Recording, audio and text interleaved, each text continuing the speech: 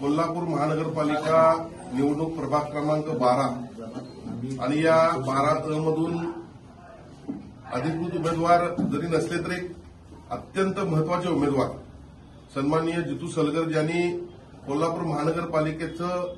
स्थायी समितीचं सभापती पद देखील भूषवलेलं आहे, 2-3 वेळा ते नगरसेवक देखील झालेले आहेत.